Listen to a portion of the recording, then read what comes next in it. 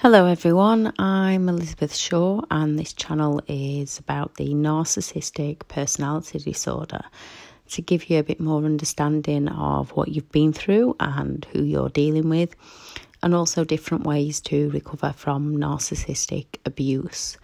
This video is about coercive control and how they do this. Now, this video might have some triggers for those of you that are in the beginning of recovery, so I just want to warn first in case you don't want to listen to this video. If you do and anything does trigger you, then deal with that emotion. There is a video on how to deal with your emotions. Deal with your emotions, let it out, realise what the trigger is, what it's telling you, and then give yourself a time limit to deal with it, and then go and do something that makes you smile, makes you laugh, picks you straight back up. So if someone in your life, or you've had someone in your life controlling you, most often without you even knowing it, because you trust in others, believing that they think and feel the way that you do, believing and knowing that we are human and we make mistakes, yet we all love and care for each other, and thinking that people surely don't go around hurting and wanting to destroy others on purpose. How could they do that? Do they not have the basic compassion and empathy to care? And unfortunately, as a lot of you might have already found out or coming to realise, if you were raised by a narcissist or had a narcissistic partner, some people simply only care about themselves and only interested in meeting their own needs and what they can gain from using other people. And then they will throw you away like you never truly mattered to them. This is the harsh reality many of us have lived through, and it is truly heartbreaking and draining to live with, and it's also draining and heartbreaking getting out, and once you are out. And recovery does take time, but once you do recover, life becomes much happier and much more peaceful. You can and you will recover from this, and it's okay to have a day off, so to speak, have a step backwards. Moments like that happen, but you keep going and you will recover. What is coercive control? Is someone angry at you and gives you dirty looks? Do they guilt trip you into doing things that you wouldn't normally do? Have they broken down all your boundaries? Do they make you feel as though everything is your fault and that they have done no wrong? Do they make you feel that if only you'd change, all would be okay and they wouldn't behave in the ways that they do? Have you changed who you are so many times for them to please them that you no longer know who you are? Are things going missing? Is property getting damaged? Do you feel like you're losing your own memory? People's misuse of your trusting, kind nature, when it's given to the wrong hands, is hideous and it is devastating, leaving you with so many things to heal from. When someone takes power over you and control over your loving, kind nature, and then manipulates you to exploit you and take control of your mind and blame it all on you, from the gaslighting to the silent treatment, then the projection and the blame shifting, screaming insults to subtle hurtful comments, planting self-doubt deep within your own subconscious, allowing them to slowly take more control over you and your life, with intermittent plays of them being nice when you get something right, to reinforce in your own mind that it was you at fault. It was never you. All you did was be kind with good intentions. When a robber walks into a bank to steal money and through fear or for whatever reason the cashier hands the money over, the cashier is never to blame. You are not to blame. Controlling behaviour and emotional manipulation take form in any kind of relationship with the wrong person, from bosses at work, friends, family and partners, and also in different ways. Understanding coercive control will help you understand what you've been through, what you could be going through now, and how to avoid the same thing happening again. The need to dominate can be passed down through generations, and this does need to be broken and it needs to be stopped. When children are raised with narcissistic, coercive controlling parents or one parent, they either become the lost child, the scapegoat child, or the golden child. Whichever they fall under, they can either grow up to become people pleasers, putting other people's needs before their own, never knowing who they truly are and ending up with one narcissistic partner after another, or becoming narcissistic themselves. Some do grow to form a healthy, loving relationship for themselves within themselves and go on to form healthy relationships. All who've lived through it and started to recognise this can heal and can recover to go on to form healthy friendships and healthy relationships. Coercive control it's drip fed into you, so you don't see it happening until you're that far in and they've taken over your mindset. It is mental, emotional, or psychological abuse. In legal terms, coercive control is long-term ongoing behaviour where one person drip feeds another into losing everything. Losing friendships, family, money, jobs, children, homes, themselves and their reality. The manipulation slowly breaks down the victim's personality, from breaking down boundaries, trust, health, self-respect, self-worth, just to name a few. From the onslaught of mind games after mind games, it is like living in a war zone, and victims become confused, overwhelmed, losing all sense of self, left with guilt, disappointment and heartbreak, and most people are left with all the blame. They look for people who have some qualities that can offer the narcissist what they want, what they can use the person for. They look for people who've been a previous victim of abuse, perfectionists, put other people first, resourceful, empathetic, generous and kind, with poor self-esteem and vulnerabilities. They will test small boundaries at first to see if they can break them down. This is why you need to get your boundaries back in place, as those that cannot break the boundaries easily, they will start to move on and find an easier target. Some might try harder to break them down. The more you stick to your no, the sooner they will go. The abuser will often state they cannot control themselves. Things like, you know what I'm like in the morning. You know what I'm like after I've had a drink. Again, putting the blame subtly onto you. The abuser is actually deeply insecure, so they want to dominate and control to make themselves feel better within themselves. What is coercive control? It's isolating you from friends and family, controlling finances, forcing you to take part in things that you don't want to, damaging property, monitoring your activity and movements, threats to publish things about you or call the police on you, threats to harm the family, threats to harm pets, threats to take you home, threats to harm you, threats to harm your children, repeatedly putting you down, depriving you of basic needs, humiliating you, taking control of where you sleep, stopping you from doing day-to-day activities that you enjoy, social media being monitored or hacked, and what you wear. Now, they might not do all of these things, and there could be more that you could add to the list. So, examples of coercive control tactics they use. They monitor your outings, accuse you of things that you haven't done, cause arguments before you go out or arguments when you get back, so that You no longer want to bother going out.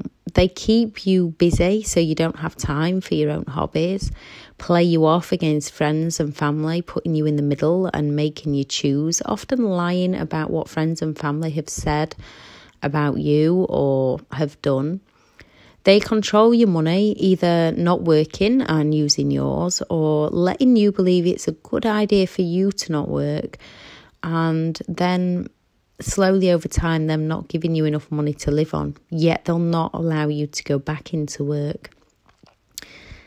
They will guilt trip you, triangulate you, shame you and pity play to get you to break down your boundaries and do the things you wouldn't normally want to do. And through fear, you often end up doing these things. They will damage property, from punching doors to smashing things to throwing things. They can never let you have the last word, even if that means them sulking off and giving you the silent treatment so that you beg and plead. Because silent treatment is also another hideous form of abuse.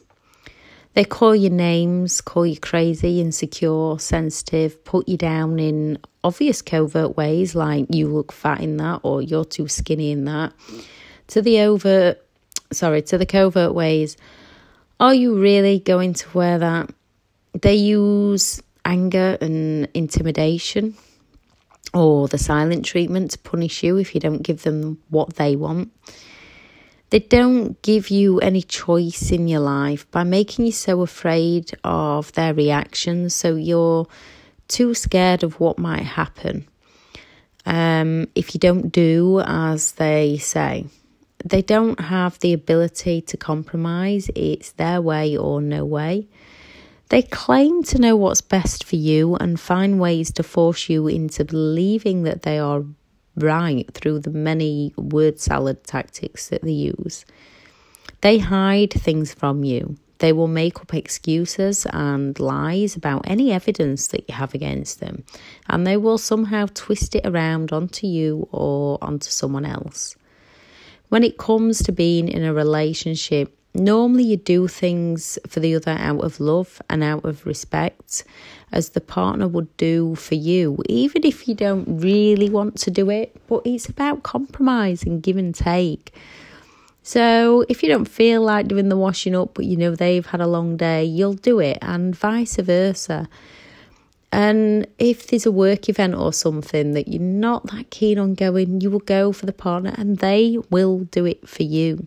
It's give and take, and sometimes it's 50-50, others it's 80-20, but then it goes back to 20-80 and 50-50 and so on.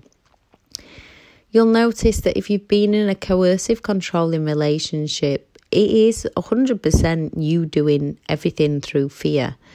They might intermittently do things, but when you ask yourself what they ever truly do for you or did for you, and you look at all that you do for them, it's mostly you doing it all. You could be in a coercive, controlling relationship, or you could have been in one if you sit there and think about what they actually did for you. Recovery steps. Write down what truly happened to put your memory and your reality back into place. Also, to look through if you're having doubts about what really went on, because they can play so nice and they can trick you, and you have to remember that person you saw when they didn't get their own way, that is the real person, not the one that plays nice. So it's good to look at these if you're having doubts and want to get in touch with them. Remove the abuser's negative thoughts from within your mind and start putting your own back in. Things like, I am good enough, I do deserve better, I am worth it. And keep going until you have removed them and you're thinking for yourself again. This again takes practice and it takes time, but keep working on you and you will get there. Start putting yourself first. When you're travelling on an aeroplane, if the cabin pressure drops, you are told to put the oxygen mask on yourself first before you help other people. You have to be at your best to be able to help other people. So now is the time to always be kind to yourself first and then be kind to others. And this will help you not get into another narcissistic, controlling or abusive relationship. Get creative. Find your creative side again. Write, draw, sing, paint, do the garden, decorate the home, play an instrument. Find something creative that you enjoy doing. If you feel okay to do so, and only if you feel okay to do so, share your story with others that understand you. Now, there was a good couple of years when I did not want to share my story whatsoever, through embarrassment, through fear, through pride, through ego. But most people do get to the point when they realise that they weren't to blame and people need to be aware of what's truly going on. So only do it if you're happy to and the right time for you. And if you never want to, that's fine. You're an individual. You do it how you want to do it. But getting it out of your headspace can help. So if you don't want to say it out loud, this is normal, then try writing it out. And if you need to destroy it, destroy it. If you need to keep it to refer back to, keep it. But it's basically to get it out of your mindset rather than quizzing yourself constantly on it. Connect with good people. Reach out to old family and friends. You might have to ditch your pride and your ego for this, but good family and friends will understand and they will be there for you. Step out of your comfort zone and find places where you can meet new people and surround yourself with positive people now. Dress how you want to dress for you. It doesn't matter what other people think. Who cares about judgment? People who judge you have their own insecurities, their own issues, and their own problems. They are not you. Dress for you and do the things that you love doing for you. Good people will love you for it. You might have been stopped from doing things that you used to do or dressing the way that you wanted to dress. So now's the time to do it. Go for that run, join the gym, hoover when you want, sleep when you want, sleep where you want. Do the things you want to do for you. Creating new routines for you and removing reminders of them. Taking back control of your diet and your exercise, and just start drinking a little more water and taking a walk. Yoga and meditation are extremely good. Dance to music on your phone, on the TV, in the car when you've got music on. Just enjoy it and get back into the reality of normal day-to-day life. Enjoy nature, soak up the good things. When you go to bed at night, think about the positives that you have achieved in that day. Now, you might have to start off with the small things, just the little small achievements, but it's all about retraining that subconscious in your mind and starting to think how you want to think and believe in it. And you believe that you are a good person. When you keep telling yourself you're a good person, you believe you can achieve stuff. When you keep acknowledging every achievement along the way, until you get your mindset back into who you used to be. If you were raised by narcissistic parents, you might never have truly known who you were. So until you get your mindset into who you want to be, keep asking yourself, who am I? What do I enjoy doing for me? What makes me smile? What makes me laugh? I do say a lot in these videos, a sense of humour is vital, because there is some horrible things that happen within these relationships. And to bring yourself back out of that, you've got to lose all that negativity and you've got to become a positive person again within yourself. You've got to become a happy person again within yourself. And you've got to find your sense of humour to smile and laugh and pick yourself back up. It's not easy. It is possible. People have done it. If people have done it, that shows that it's possible, and it shows that you can do this too. So just keep going. Keep learning new things until you get there. Please do add in the comments anything that you found has helped you, because we are individuals. So what works for one person might not work for another person, and you might just help someone else on their journey. Thank you very much for listening. Bye.